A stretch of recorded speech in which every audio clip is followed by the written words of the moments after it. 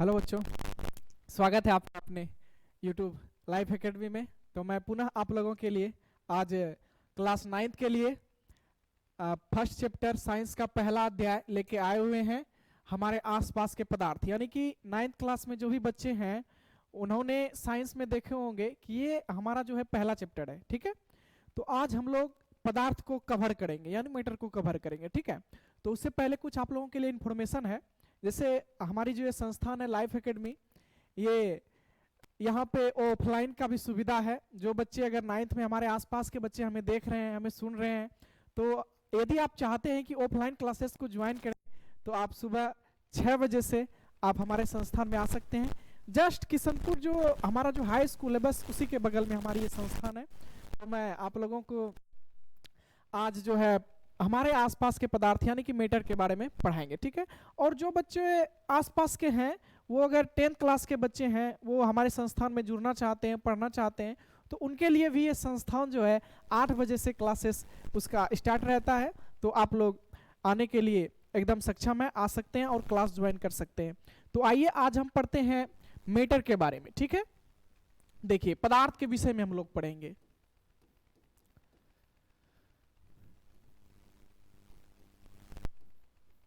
पदार्थ, ठीक है, आज जो हम लोग पढ़ेंगे वो किसके विषय में पढ़ेंगे? पदार्थ के विषय में पढ़ेंगे। तो देखिए पदार्थ आप लोगों ने बचपन से ही सुना होगा, पढ़ा होगा, समझा होगा, जाना होगा पदार्थ कहते किसे हैं। मुझे आशा है कि सारे बच्चों ने पढ़े होंगे, सारे बच्चों को बखूबी पता होगा कि पदार्थ क्या है, पदार्थ कहते किसको हैं। तो जब आप क्लास 5 के एनसीईआरटी उल्टाइएगा, वहां से ही पदार्थ का परिभाषा आने लगता है। तो सारे बच्चों ने पढ़ा होगा पदार्थ कहते किसे हैं। सुनिए, पदार्थ उसे कहते हैं, आपने बच्चों में भी पढ़ा होगा कि पदार्थ जिसमें द्रव्यमान हो, जो अवरोध उत्पन्न कर सके, जो स्थान घेरे, उसे पदार्थ कहा जाता है ना। तो आप लोगों ने बचपन से ही पढ़ा होगा पदार्थ, पदार्थ जिसमें द्रव्यमान हो, जो स्थान घेरे, जो अवरोध उत्पन्न करे, क्या कहलाता है? पदार्थ कहलाता है। तो ये तो सारे बच्चों ने पढ़े होंगे, सारे बच्चों को ये बातें पता होगी। तो आइए मैं देखिए, जैसे मान लीजिए अब सिंपल सी, यदि हम पदार्थ को एक लाइन में कवर करना चाहें, एक लाइन में उसको बोलना चाहें, तो हम लोग कैसे बोलेंगे? सिंपल सी बात याद रखना है, जिस वस्तु में द्रव्यमान हो उसको हम क्या कहते हैं? पदार्थ कहते हैं। क्या कहते हैं? पदार्थ कहते हैं। जिस वस्तु में जो है द्रव्यमान होता है उसको हम क्या कहते हैं? पदार्थ कहते हैं। और सब सारे बच्चों को ये पता होगा कि द्रव्यमान को हम किस में मापते हैं? केजी में मापते हैं। किस में मापते हैं? केजी में मापते हैं। तो यदि हम पदार्थ को एक लाइन में कवर करें, एक लाइन में जाने, एक लाइन में समझें, तो क्या होगा? उसका क्या होगा? जिस वस्तु में द्रव्यमान होता है वो क्या कहलाता है? पदार्थ कहलाता है। ठीक है, अब देखिए, जैसे मान लीजिए कुछ एग्जांपल मैं आपके समक्ष रख रहा हूं। देखिए एग्जांपल, पत्थर क्या पदार्थ है? हाँ, पत्थर क्या है? पदार्थ है। क्यों? क्योंकि इसमें द्रव्यमान भी है, ये स्थान भी घेर रही है, ये अवरोध भी उत्पन्न कर रही है, तो ये क्या होगा? पदार्थ होगा ना। तो वही, अब दूसरा देखिए, जैसे मान लीजिए बल है। क्या बल पदार्थ है? क्या बल पदार्थ है? नहीं है। क्यों नहीं है? बल एक भौतिक राशि है। क्या है? बल एक क्या है? भौतिक राशि है। बल एक क्या है? भौतिक राशि है। ये पदार्थ नहीं है। समझ में आ रही है मेरी बात ना? मैं आशा करता हूं सारे बच्चों को समझ में आ रही होगी। अब फिर देखिए, फिर मैं एक एग्जांपल दे रहा हूं। देखिए उष्मा, क्या ये पदार्थ है? नहीं है। क्यों नहीं है? पदार्थ ये नहीं है क्योंकि इसमें द्रव्यमान नहीं है, ये अवरोध उत्पन्न नहीं कर रहा, ये स्थान नहीं घेर रहा है। तो ये क्या पदार्थ नहीं होगा ना? हाँ, ये पदार्थ नहीं होगा। ये क्या होगा? ये जो है पदार्थ नहीं होगा, ये भौतिक राशि होगा। क्या होगा मेरे बच्चों? ये भौतिक राशि होगा। तो मैं आशा करता हूं कि सारे बच्चों को ये क्लियर हुआ होगा पदार्थ किसको कहते हैं, पदार्थ किसे कहते हैं। तो फिर से एक बार सुनिए, पदार्थ वैसे वस्तु को कहा जाता है जिसमें द्रव्यमान हो, जो स्थान घेरे तथा जो अवरोध उत्पन्न करे उसे क्या कहते हैं? पदार्थ कहते हैं। आशा करता हूं पदार्थ का डिफिनेशन, परिभाषा आप लोगों को समझ में आया होगा। तो आइए अगला प्रश्न देखते हैं, हम लोग फिर आगे आते हैं। तो मैंने फिर यहाँ पे आप लोगों को एक चीज बताया, एक बात बताई कि देखिए पदार्थ को यदि हम एक लाइन में कवर करना चाहें, एक लाइन में बताना चाहें, तो हम कैसे बताएंगे? जिस वस्तु में द्रव्यमान होता है उस वस्तु को क्या कहा जाता है? पदार्थ कहा जाता है। ठीक है, अब आगे आते हैं, पदार्थ के गुण के बारे में पढ़ते हैं। पदार्थ का क्या क्या गुण होता है? ठीक है, पदार्थ के गुण के बारे में पढ़ते हैं। ठीक है,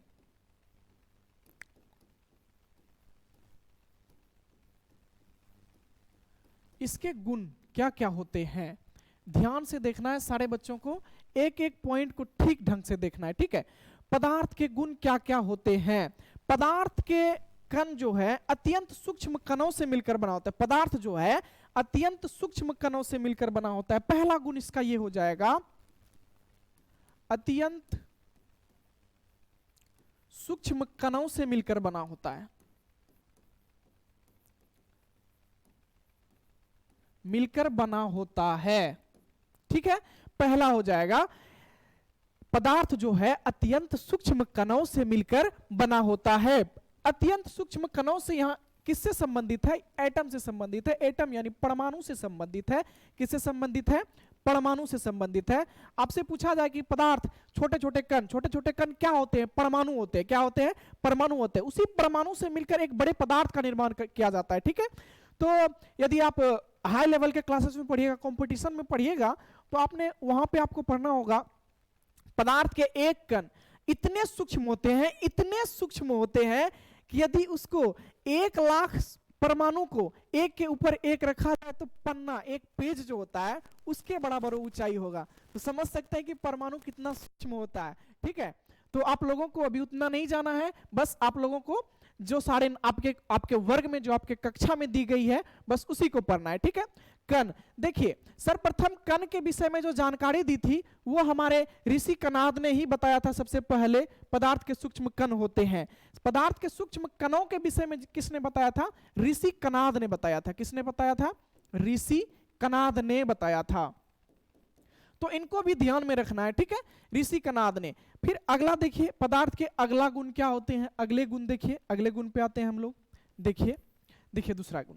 उसके बाद देखिए, पदार्थ के सूक्ष्मतम कण अनवरत गतिशील रहते हैं। पदार्थ के जो सूक्ष्मतम कण होते हैं वो क्या होते हैं? अनवरत गति करते रहते हैं। इसको भी ध्यान में रखना है। पदार्थ के सूक्ष्मतम कण, पदार्थ के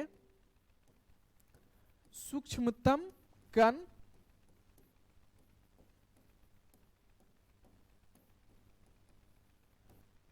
अनवरत गति करते रहते हैं। ठीक है, अनवरत क्या करते रहते हैं? गति करते रहते हैं। यह भी पदार्थ का एक गुण है। पदार्थ का जो कण होता है, जो परमाणु होता है, जो एटम होता है, वो क्या होता है?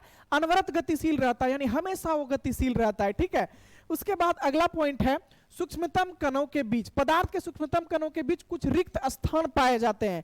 ठीक है, पदार्थ के सूक्ष्मतम कणों के बीच, सूक्ष्मतम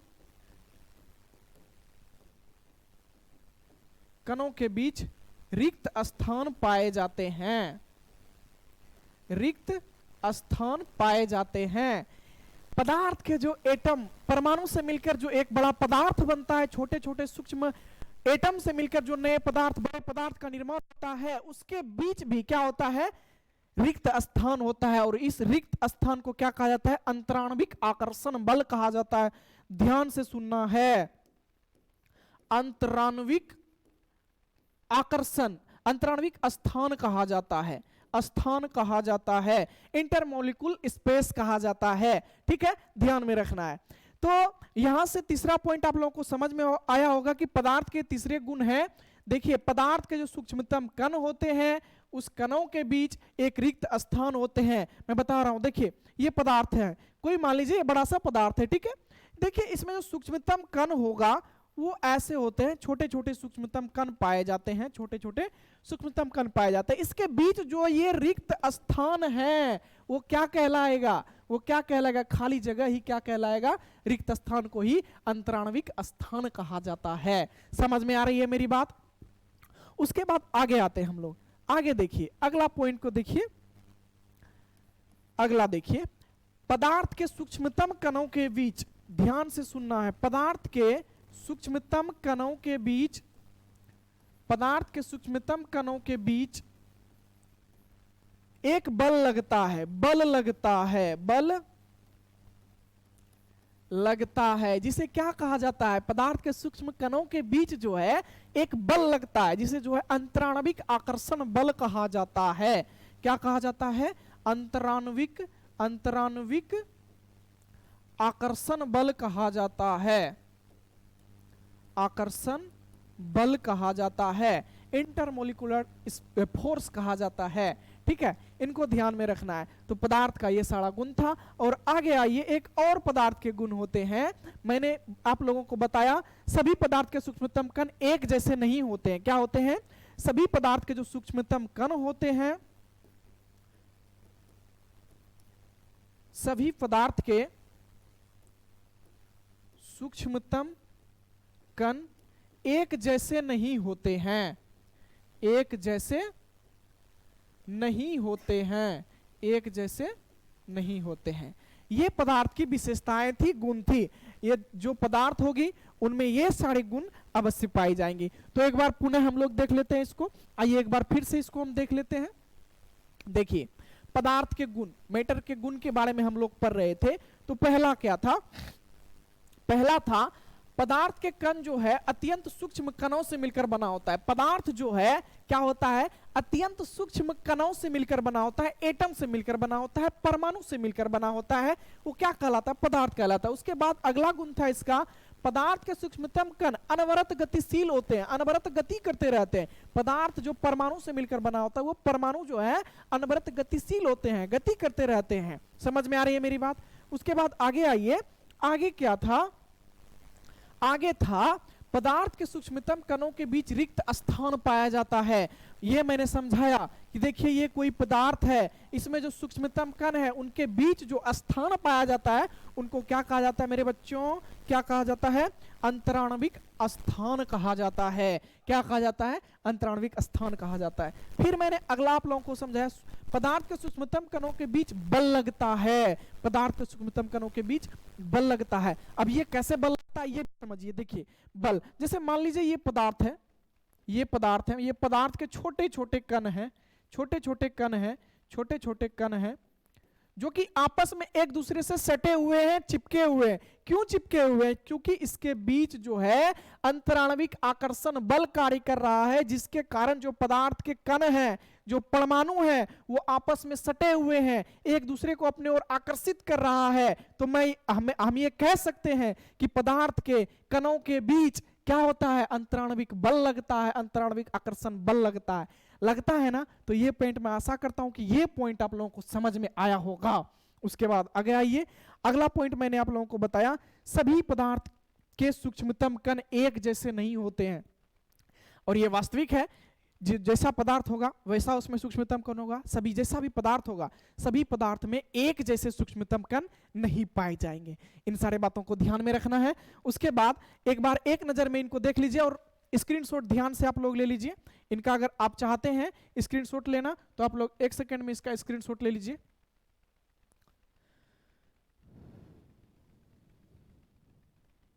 उसके बाद आगे आते हैं हम लोग। मैं आशा करता हूं कि आप लोगों ने इसको स्क्रीनशॉट ले लिया होगा।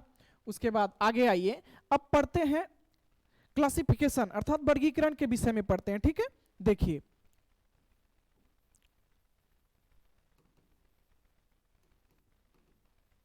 Classification of matter, classification of matter. ठीक है, पदार्थ का वर्गीकरण।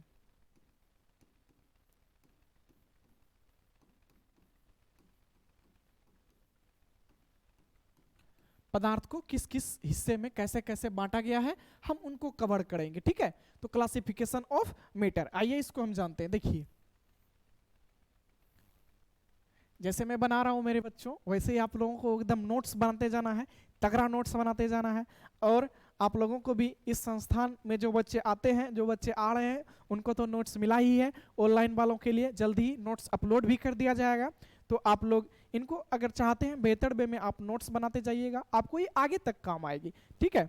उसके बाद आगे आते हैं, आगे देखते हैं क्लासिफिकेशन ऑफ मैटर, ठीक है। पदार्थ का वर्गीकरण, पदार्थ को दो भागों में बांटा गया है, ठीक है। एक फिजिकल क्लासिफिकेशन और एक केमिकल क्लासिफिकेशन, यानी कि भौतिक वर्गीकरण और एक रासायनिक वर्गीकरण। देखिए पहला क्या मैंने बोला, भौतिक वर्गीकरण,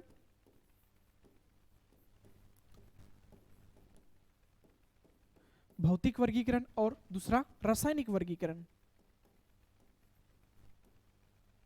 रासायनिक वर्गीकरण, ठीक है।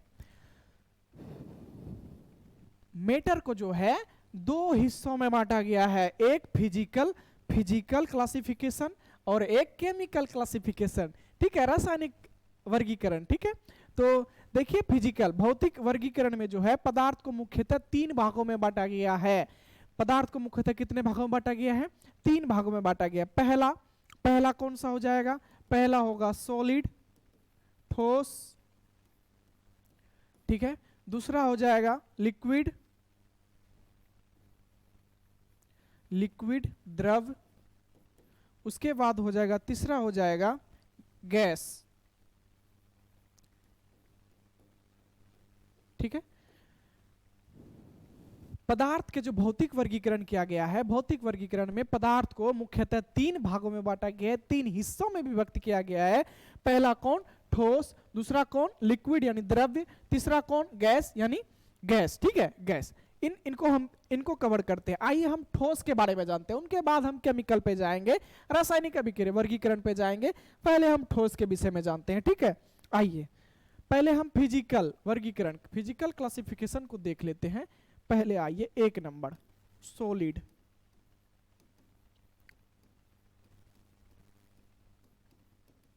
ठोस के विषय में पढ़ते हैं। देखिए ठोस का गुण क्या क्या होता है, ठोस का आकार और आयतन क्या होता है, निश्चित होता है। ठोस का आकार और आयतन क्या होता है, निश्चित होता है। इसका पहला गुण क्या हो जाएगा, ठोस का आकार और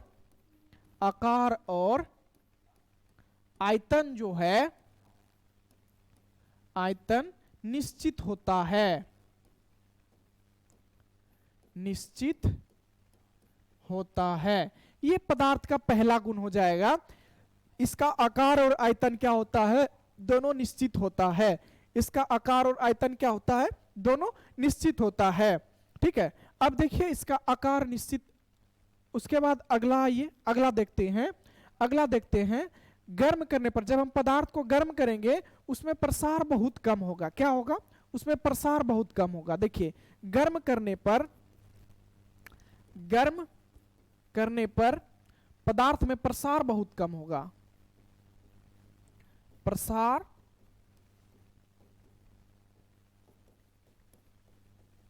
बहुत कम होगा। यानी कि कोई भी पदार्थ यानी ठोस है, जो पदार्थ ठोस है, यदि हम उसको गर्म करेंगे उसमें प्रसार यानी बहाव जो होगा वो क्या होगा, बहुत ही कम होगा, ना के बराबर होगा, ठीक है।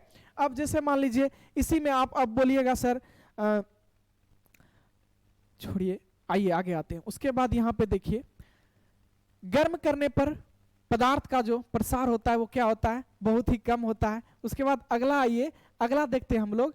अगला है इसका घनत्व, द्रव्यनांक क्वथनांक सबसे ज्यादा होता है। ठोस का जो घनत्व है,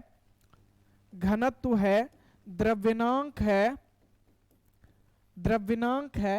क्वथनांक है, ये तीनों क्या होते हैं, ये सारे द्रव्यनांक, क्वथनांक, उसके बाद घनत्व, ये सारे क्या होते हैं, ठोस के बहुत अधिक होते हैं, समझ में आ रही है।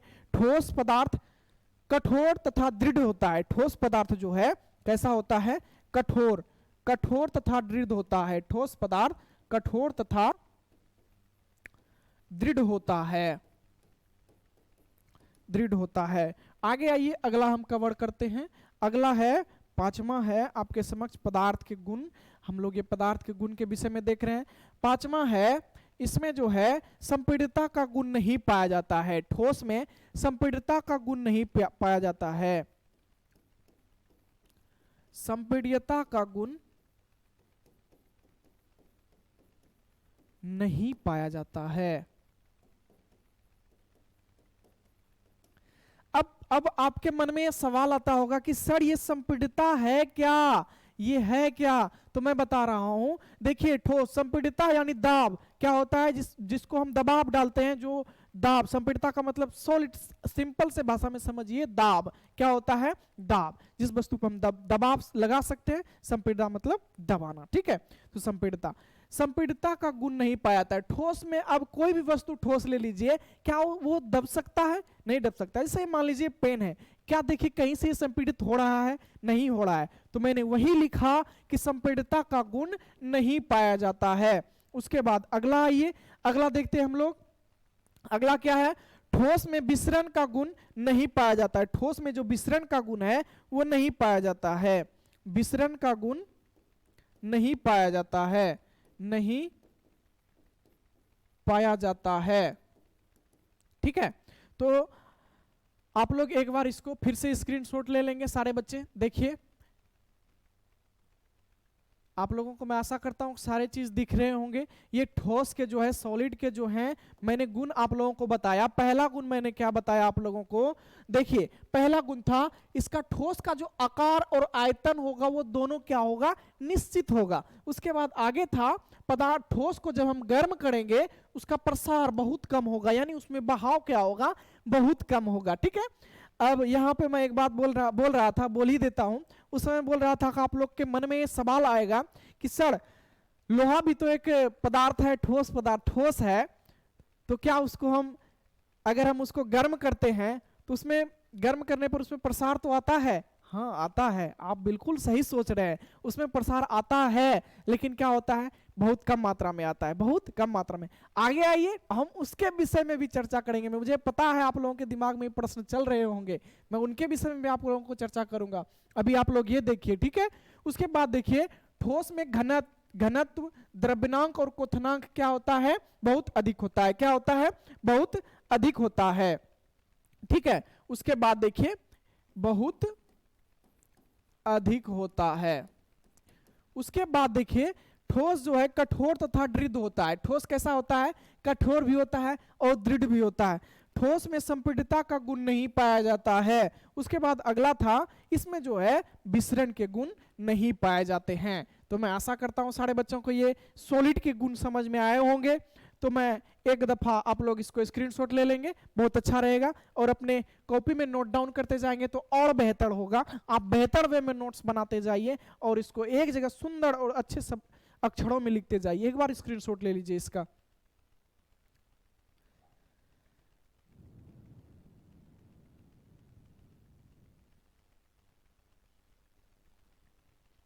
अब आइए, मैं आशा करता हूं कि सारे बच्चों ने स्क्रीनशॉट इसका ले लिया होगा। तो आगे आते हैं हम लोग। आगे देखिए अब लिक्विड के विषय में हम लोग जानेंगे।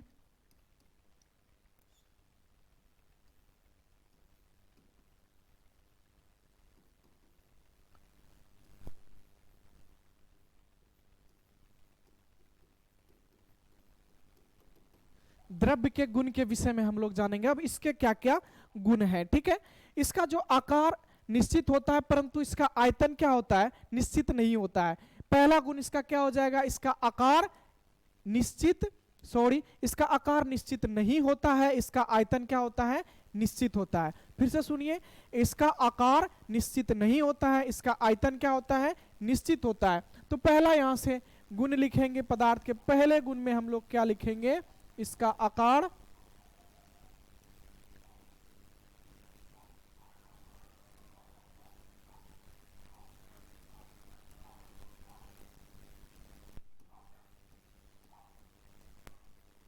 इसका आकार निश्चित नहीं होता है, परंतु आयतन क्या होता है बच्चों?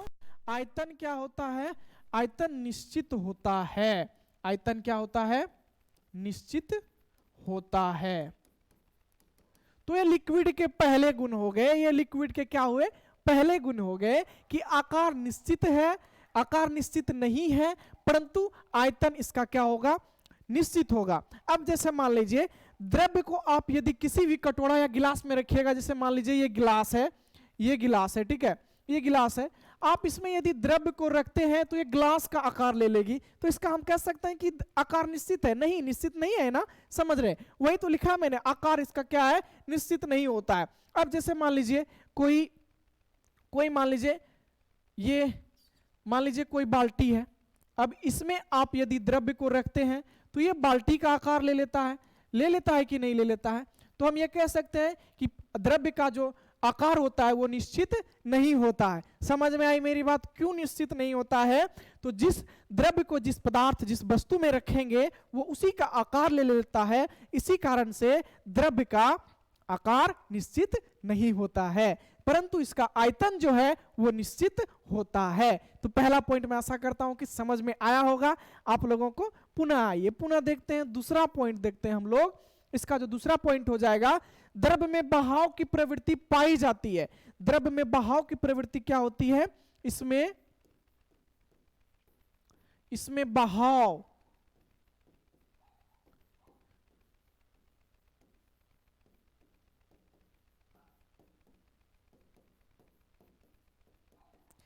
इसमें बहाव की प्रवृत्ति क्या होती है? पाई जाती है। द्रव्य में बहाव की प्रवृत्ति पाई जाती है तो सारे बच्चों ने पता होगा, सारे बच्चों को पता होगा कि द्रव्य में वास्तविकता में जो है बहाव की प्रवृत्ति पाई जाती है। यदि हम मान लीजिए द्रव्य को कहीं भी छोड़ेंगे तो वो आसानी से एक जगह से दूसरे जगह बहकर जा सकती है। जाती है कि नहीं जाती है? हाँ जाती है। तो हम ये कह सकते हैं कि इसमें बहाव क्या होता है? बहाव की प्रवृत्ति जो है वो क्या होती है? पाई जाती है। उसके बाद आगे आते हैं हम लोग, अगले गुण के विषय में देखते हैं। द्रव्य का जो अगला गुण है हम उसको कवर करते हैं।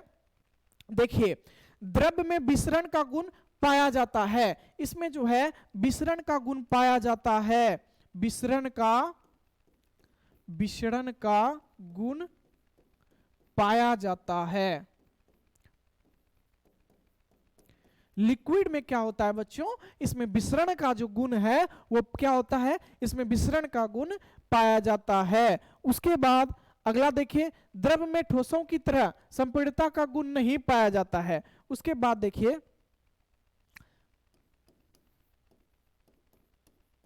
ठोसों की तरह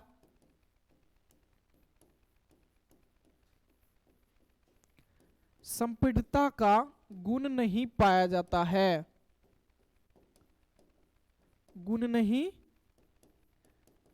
पाया जाता है। तो ये सारे थे लिक्विड के विषय में। ये सारे क्या थे? लिक्विड की जानकारी आप लोगों को मैंने दी। मैंने आप लोगों को ये जानकारी, मैं आशा करता हूं कि सारी बातें समझ में आई होंगी। एक बार पुनः समझिए इन सारी बातों को। मैंने आप लोगों को समझाया कि लिक्विड के गुण क्या क्या है। लिक्विड देखिए, आकार निश्चित नहीं होता है, परंतु क्या होता है? आयतन जो है वो निश्चित होता है। मैंने बताया कि आकार कैसे निश्चित नहीं होता है। जैसे मान लीजिए द्रव्य को आप एक गिलास में रखते हैं, आप एक गिलास में रखते हैं तो वो गिलास का आकार ले लेता है कि नहीं लेता है? पुनः उसके बाद मैंने आप लोगों को समझाया कि यदि आप द्रव्य को बाल्टी में रखिएगा तो द्रव्य क्या होगा? बाल्टी का आकार लेगा। तो हम ये कह सकते हैं ना कि द्रव्य जो है, द्रव्य का आकार निश्चित नहीं होता है, परंतु आयतन निश्चित होता है। ठीक है, तो ये बातें, ये पहला पॉइंट आप लोगों को समझ में आया होगा, मैं आशा करता हूं। उसके बाद देखिए, इसमें बहाव की प्रवृत्ति पाई जाती है। तो आम सी बात है, जाहिर सी बात है, यदि आप द्रव्य को कहीं भी छोड़ देते हैं तो उसमें बहाव की प्रवृत्ति होती है या नहीं होती है? होती है। क्या होती है? इसमें बहाव की प्रवृत्ति पाई जाती है। उसके बाद अगला देखिए, द्रव्य में विसरण का गुण भी पाया जाता है। आगे विसरण को भी हम लोग जानेंगे और डिटेल भाषा में हम लोग जानेंगे विसरण क्या है, विसरण किसमें किसमें कहां कहां पाया जाता है, सारे बातों को हम लोग ध्यान से देखेंगे। ठीक है, उसके बाद देखिए, इसमें क्या होता है? विसरण का गुण भी पाया जाता है। उसके बाद ठोसों की तरह, आगे आइए, अगला पॉइंट था, इसमें लिक्विड में ठोसों की तरह संपीड़ितता का गुण नहीं पाया जाता है। लिक्विड में भी संपीड़ितता का गुण नहीं पाया जाता है। तो मैं आशा करता हूं कि ये सारे बातें आप लोगों को समझ में आई होंगी। उसके बाद एक बार आप पुनः इसका स्क्रीनशॉट ले लेंगे और ठीक ढंग से आप अपने कॉपी में नोट डाउन करेंगे। मैं सारे बच्चों से अनुरोध करता हूं कि इसको आप एक बार स्क्रीनशॉट जरूर ले लें।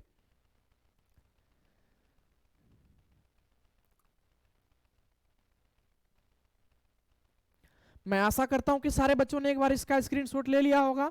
तो आइए अब हम लोग देखते हैं गैस के विषय में। गैस के क्या क्या गुण होते हैं, हम उनके विषय में हम जानते हैं।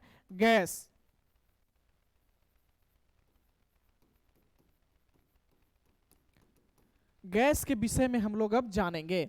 ठीक है। गैस तो सारे बच्चों ने पता होगा कि गैस क्या है। हमारे प्राकृतिक में सबसे ज्यादा क्या कौन सा गैस पाया जाता है? नाइट्रोजन। कितना? 78%। ठीक है, तो ये बातें तो सबको पता होगी, सारे बच्चों को पता होगी। मुझे आशा है कि सारे बच्चों को ये बातें पता होंगी कि कौन सा गैस कितना परसेंट है, कहाँ है। कई दफा इनसे सवाल बन जाते हैं, तो इनको भी ध्यान में रखना है। ठीक है, तो आइए हम अभी गैस के गुण के विषय में पढ़ते हैं। इसका पहला गुण क्या हो जाएगा? देखिए, गैस में संपीड़ितता अधिक होती है। गैस में क्या होती है? संपीड़ितता अधिक होती है। संपीड़ितता का गुण अधिक होती है।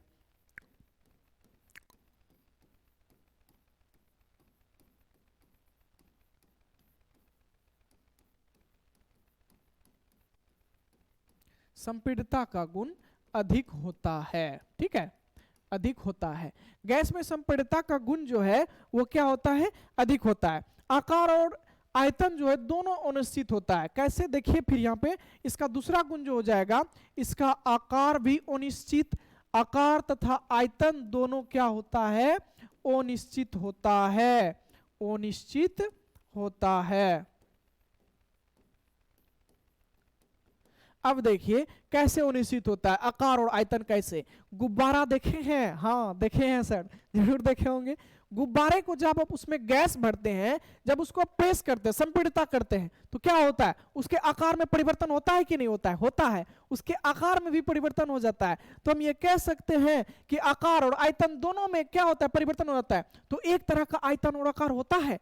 नहीं होता है। तो हम ये कह सकते हैं कि गैस का जो आकार और आयतन होता है वो क्या होता है? अनिश्चित होता है। क्या होता है? अनिश्चित होता है।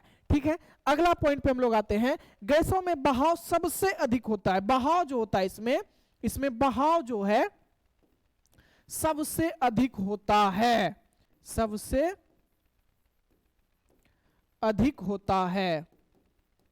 अब कैसे बहाव अधिक होता है? कई दफा आप लोगों ने घरों में जब आप सिलेंडर को लाते होंगे उससे अगर थोड़ा सा भी गैस आप प्रेस करके बाहर निकालेगा तो जल्दी से देखिएगा पूरे घर में फैल जाती है।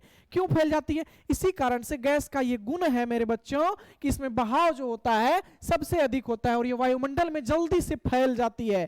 ठीक है, तो ये बात भी आप लोगों को समझ में आया होगा। मैं आशा करता हूं कि इसमें जो है ये बातें आप लोगों को समझ में आई होगी। तो पुनः एक बार जो है आप लोग इसका स्क्रीनशॉट ले लेंगे और सारे बच्चों को, मैं आशा करता हूं कि सारे बच्चों को ये समझ में आई होंगी। ये सारी बातें आप लोगों को अच्छे ढंग से और अच्छे रूप से समझ में आई होंगी। एक बार आइए हम शुरू से इन सारे चीजों को पुनः देख लेते हैं। हमने अभी तक क्या क्या पढ़ा, क्या छोड़ा। ठीक है, आइए हम लोग देखते हैं।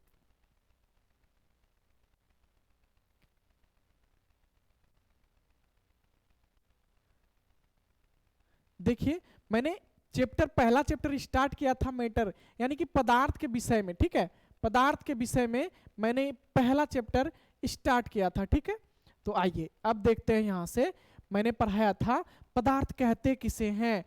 पदार्थ 5वीं क्लास से आप लोगों ने पढ़ा होगा। पदार्थ देखिए, जिसमें द्रव्यमान हो, जो जिसमें आयतन हो तथा जो अवरोध उत्पन्न कर सके उसे क्या कहते हैं? पदार्थ कहते हैं। लेकिन मैंने आप लोगों को बताया कि एक लाइन में यदि हम पदार्थ को कवर करना चाहें, एक लाइन में यदि हम उसको बोलना चाहें तो कैसे बोल सकते हैं? जिस वस्तु में द्रव्यमान होता है, जिस वस्तु में द्रव्यमान होता है उसे क्या कहा जाता है मेरे बच्चों? पदार्थ कहा जाता है। यह भी बिल्कुल सटीक और अच्छी परिभाषा है, डिफिनेशन है। ठीक है, उसके बाद देखिए मैंने एग्जांपल देके आप लोगों को बताया।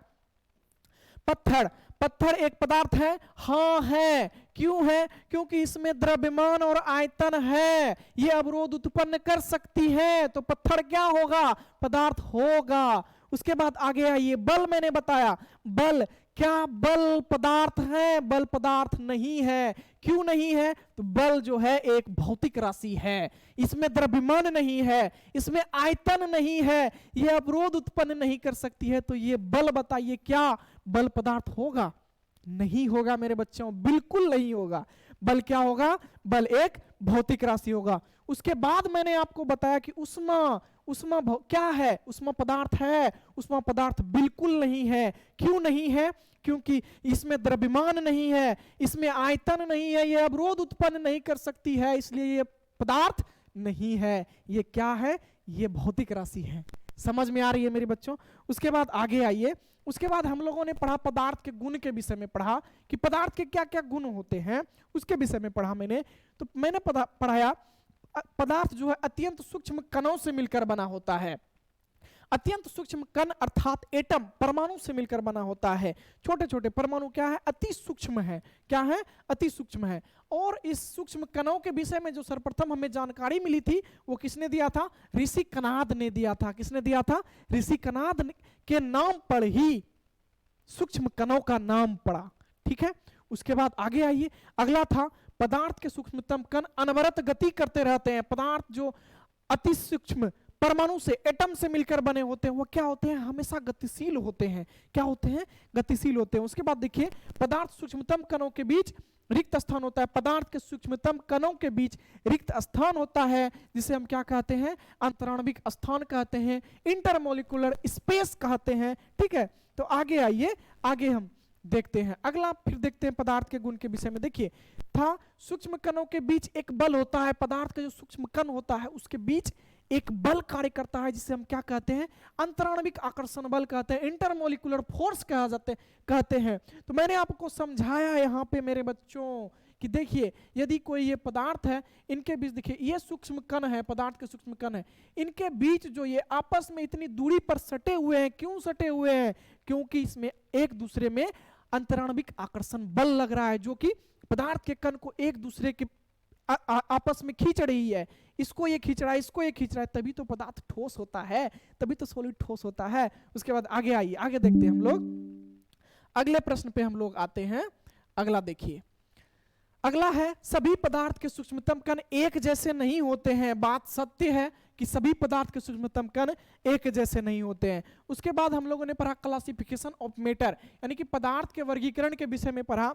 तो पदार्थ को जो है दो भागों में बांटा गया। पहला भौतिक वर्गीकरण, फिजिकल क्लासिफिकेशन, उसके बाद रासायनिक वर्गीकरण, केमिकल क्लासिफिकेशन। ठीक है, तो हमने अभी क्या पढ़ा?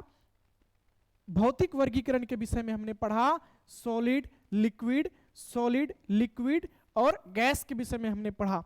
तो आइए फिर आगे आते हैं, आगे देखते हैं। मेरे साथ सारे बच्चे बोलिए, बोलने से आपको क्या होगा? याद होगा। ठीक है, याद होगा तो यहीं पे क्लासरूम में ही याद हो जाएगा, तो घर में जाके बस थोड़ा सा मेहनत करना, जिंदगी भर के लिए आपको याद हो जाएगा। ठीक है, तो आगे आइए, आगे देखते हैं। फिर देखिए यहाँ पे था, ये क्या था? सॉलिड के गुण थे। ठीक है, तो देखिए पहला गुण मैंने क्या बताया? सॉलिड जो है, सॉलिड का आकार और आयतन दोनों क्या होता है मेरे बच्चों? निश्चित होता है। उसके बाद क्या था? इसको जब हम ठोस को गर्म करेंगे तो इसमें प्रसार बहाव बहुत कम होगा। उसके बाद अगला था घनत्व। ठोस में घनत्व, द्रव्यनांक और क्वथनांक अधिक होता है। क्या होता है?